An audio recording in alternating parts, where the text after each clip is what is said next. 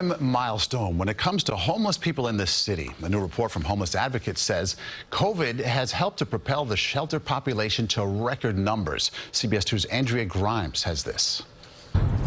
Homeless advocates call these numbers astronomical. They say for the first time, the number of single adults sleeping in city Department of Homeless Services shelters reached more than 20,000.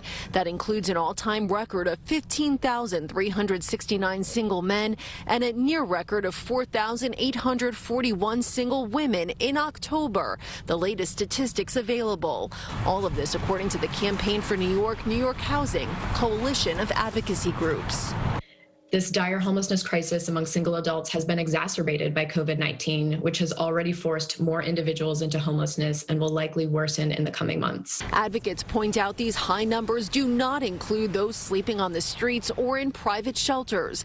They say not only is COVID to blame, but multiple economic and policy failings, including a lack of supportive housing, which is affordable housing with support services.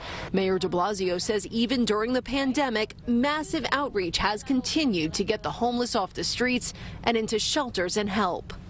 They need mental health services, they need substance misuse services. Obviously, everyone ultimately needs affordable housing or supportive housing. The campaign is calling on Governor Cuomo to fulfill a commitment he made in 2016 to build 20,000 supportive housing units across the state. To date, 6,000 have been funded. Homelessness is expensive. Without stable housing, very vulnerable people cycle in and out of shelters, prisons, jails, and state psychiatric centers. Study after study shows that supportive housing actually saves the state money.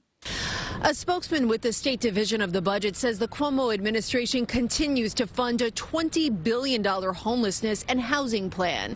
He says they've already exceeded their goal of 6,000 homes and are on their way to achieving their goal of 20,000 supportive homes over 15 years. On the Upper West Side, Andrea Grymes, CBS 2 News.